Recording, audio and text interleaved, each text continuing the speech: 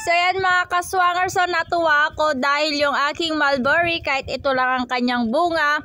So ayan na, hinog na siya. Ayan o.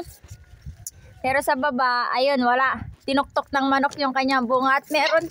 At meron din isa pa, meron pa din doon o, dalawa. Ayan o. Ay, ayan o, may dalawa. Isa, dalawa. Ayan. Ito lang siya mga kaswanger. So ayan, ang liit-liit niya, di ba? Ayan siya oh. So yan, pwede na nating kainin yung ating mulberry. Ay.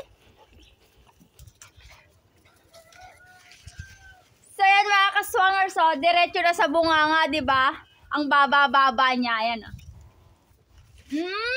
Diretso bunganga na siya. Wala nang hugas-hugas kasi malinis naman yan.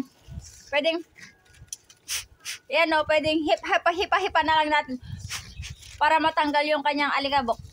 Oh. Diretso bunganga na.